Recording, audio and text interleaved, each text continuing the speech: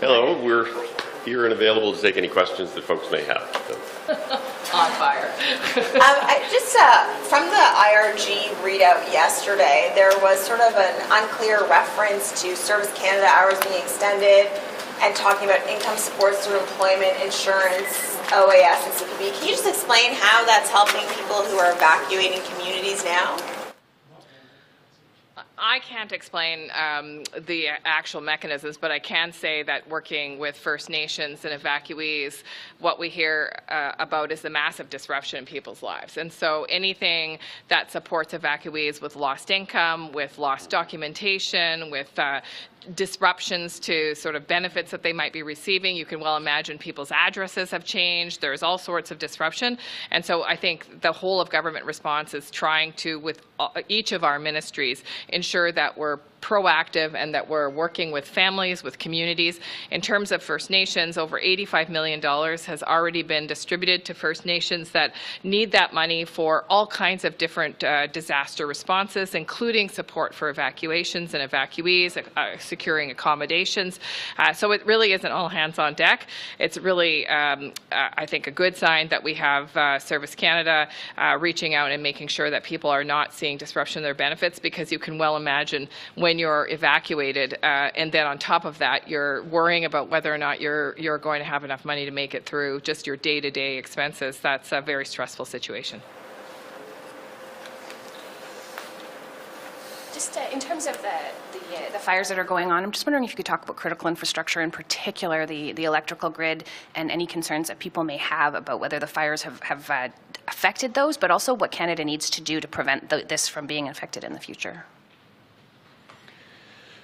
Well, let me start with the second part of your question, which is what do we need to do to try to ensure going forward that we're not affected? Well, first and foremost, we actually have to do something about climate change, which is baked into, to a certain extent, into our future. But we need to be mitigating carbon emissions. We need folks at all levels of government and in all political parties to have a serious plan to address climate change. We also, though, need to be thinking about how we adapt, and that gets to your issue about how do we actually better protect critical infrastructure. That is a very live conversation. As you know, we introduced Canada's first national adaptation plan earlier this year. But certainly we are thinking very actively around critical infrastructure, particularly as it relates to the electricity grid, and how can you ensure that you are building greater resilience into that. I'm not sure that anybody has a silver bullet for that, but it is certainly a live conversation. In terms of what's going on now, my understanding is that by and large, a lot of the critical infrastructure has not yet been affected. We are certainly working very actively with provinces and territories and keeping on top of that to try to ensure that if there are risks to that, that we are doing everything we can to address those. But at this stage, I don't think we've seen significant impact. What I can say is that we are reaching a point now where we are in discussions with the territories, with the provinces, on how we're going to bring the evacuees back, certainly to the Northwest Territories. There's a lot of issues to be discussed, a lot of issues to make decisions on. Those conversations are actively ongoing, and we are there every day as a whole of government to make sure that we suppress the fires, first of all. We need Mother Nature to help. Rain would be great. And it started, but we need more. It's still a dangerous situation, but we're looking at bringing people back, and there's a multitude of departments involved in that, and that's hopefully the next step. Is the government committed to funding to help with that return, and also just all of that goes into what's going to happen when they get back? Those discussions, those important discussions, are ongoing now. And I could add from the First Nations perspective, in fact, yes, we have committed to cover all eligible evacuation costs and recovery costs, which, still are undetermined because, of course, the fires are still burning. I have spoken with a number of chiefs, have reassured them that we'll be there with cash flow problems. Some communities have more ability to manage than others, and I would speak directly to First Nations leaders that are affected, that if you haven't spoken to either me or the department, department that reach out to our teams, and we will be there if you need support. This is really a very difficult situation to manage for chiefs and councils. Often communities are very small and have limited capacity, and so the department has stepped up both in practical supports to help coordinate some of those evacuations, to provide health supports, and then to provide the financial supports that are necessary in these extraordinary times. Je ne sais pas si M. Wilkinson, vous pourriez en français nous dire s'il y a un moment qui est envisagé pour le retour des évacués, puis qu'est-ce que ça va prendre dans le fond pour qu'on puisse autoriser ces retours-là? Il n'y a pas une temps précis maintenant. Bien sûr, nous voulons voir les gens qui étaient évacués retournent comme vite si possible, mais maintenant, nous avons les conversations avec le gouvernement le territoire et les municipalités, et on va développer un plan, mais il doit être sauf pour avoir le retour. Just, Minister, I know you, or I think from the readout, there was an update overall on the outlook on fires. Could you just update us on what Cabinet was told in terms of the outlook for the next few months? Is this, have we seen the worst of it, or where are we at in the season? So I think Mike Norton in my department actually provided an update last week on the forecast, and we will be continuing to provide updates on that. By and large, we see continuing dry and hot weather, which obviously create circumstances that are conducive to the generation of fires, particularly from sort of eastern Quebec across the western part of the country. And so, you know, we certainly hope that we will see changes in that forecast, but the forecast would tell us that we're going to have to be very cautious and very thoughtful, and potentially be capable of addressing additional fires that may come. A question to Mr. Wilkinson again. As you know, a lot of trees were burnt down with the forest. I think it's 11 million hectares that were destroyed by the forest fire. Does that mean that you have to rethink your planting program of 2 billion trees, or even increase or come up with a new program to replace this forest that was burnt down? Yeah, I think it's actually the most recent figure I saw, which was from probably a week ago, is 13.4 million hectares. So it's a lot of forest that has been affected. What I would say is we are thinking very actively about how we can use the 2 billion tree program to reforest some of these areas that have been impacted by the forest fires, in the same way that we're doing that with respect to trees, for example, that were impacted by Hurricane Fiona. I actually just signed an agreement with Prince Edward Island on trees, and many of those are going into areas that were impacted by Hurricane Fiona. But absolutely, we are thinking about how we can use that program in a manner that will help us to restore some of the forests and the habitat that was affected this year. Are you thinking about increasing the number of trees you would like to plant over the next few years as a result of the fires? Well, I mean, that's probably a conversation for a day or two down the road. But what I would say, though, is it has been an enormous lift to actually get the 2 billion trees program up and running.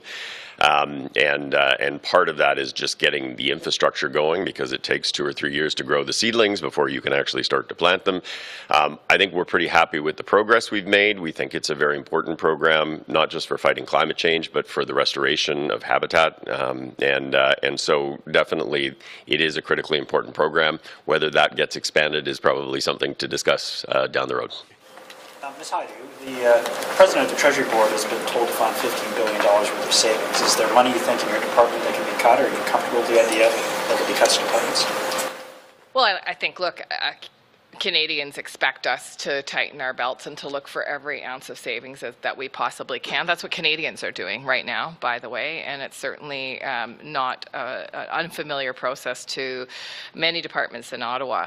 What I would say is that it's important for me as Minister of Indigenous Services in the file that I hold that it doesn't impact the service delivery to Indigenous people in Canada. Indigenous Services Canada, if you can think of it in the way of a province, provides the same kinds of services that provinces provide to Canadians in their jurisdiction. So things like healthcare on reserve and things like education and infrastructure support and maintenance, all of those things are supported through Indigenous Services Canada.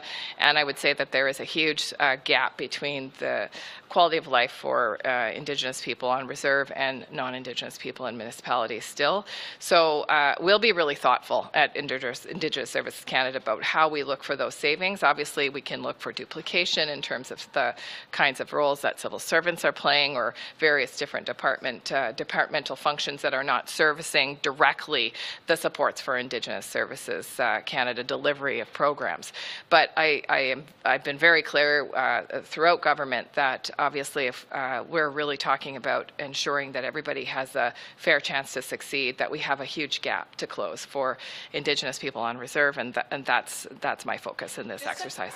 Have you been told that you need to find money in your department to cut? I think every department has the same direction, and for every minister, it is an exercise in thoughtfulness about how to achieve that goal without impacting services to Canadians, and my department is no different. Can you clarify, does that mean, so you're not expecting any program cuts in terms of anything that would be a direct program for Indigenous people from the spending I would not review? make that recommendation as a minister to impact services that are delivered directly to people living in First Nations. We're talking about quality of water, we're talking about education, we're talking about healthcare in nursing stations, we're talking about programs that prevent suicide and address mental health. Those things are critically important and currently still really struggling, quite frankly, to meet the needs of First Nations. And so for me, the focus will be on making sure that we're not in any way undermining or restricting the ability for the department to continue to work with First Nations in delivering those services.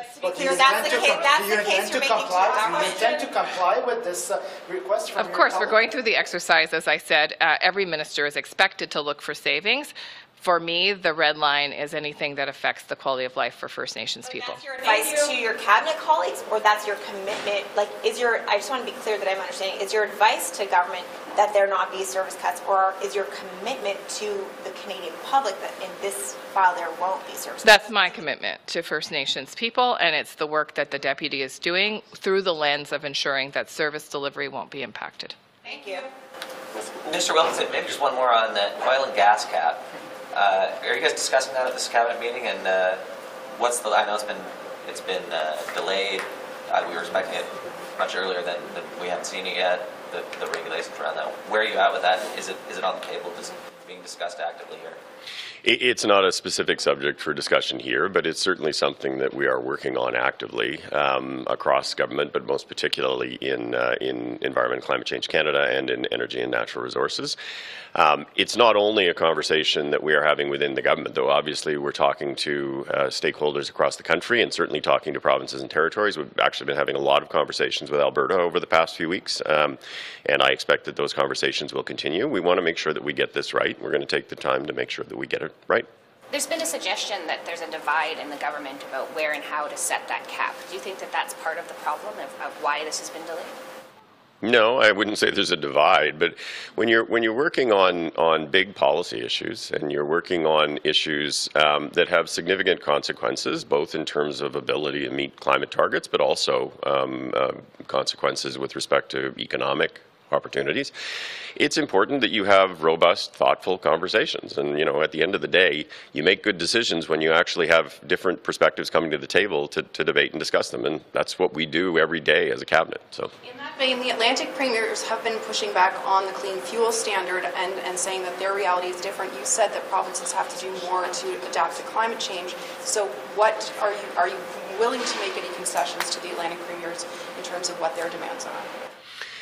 Well, look, we are very concerned about affordability issues. There is no question, and Canadians are very concerned about affordability issues. We're also very concerned about climate change, and I think if we look across the country in terms of what's happening right now, we are rightly concerned about climate change, and I think Canadians are very concerned about climate change. We are engaging conversations with the Atlantic provinces. I've been speaking with many folks in each of those provinces about some of these issues. At the end of the day, the Clean Fuels Regulation is a regulation that has been utilized in many other jurisdictions, including California, including British Columbia. It is an effective way to reduce emissions associated with fuels that are utilized in combustion engines right now. But we certainly are interested in finding ways to ensure that we are addressing affordability concerns as we move forward. And just as we have through the price on pollution, where 8 out of 10 Canadian families get more money back than they pay. So does that mean that there's going to be some kind of a special circumstance for the Atlantic provinces or other provinces that can make a case for that? Well, what I'm saying is I think it's important that we are actually moving forward with key elements of the climate plan, but we also have to be sensitive to concerns that provinces are expressing. That's not just true in the Atlantic provinces. That's also true in provinces like Saskatchewan and Alberta that have voiced some concerns about the clean electricity regulation. And, you know, it's incumbent on a federal government to sit down and to work through some of those things with provinces and territories. I always say, you know, Canada works best when Canadians work together. And I am very focused on trying to ensure that we are coming to common sense solutions with all of the provinces and territories. Thank you.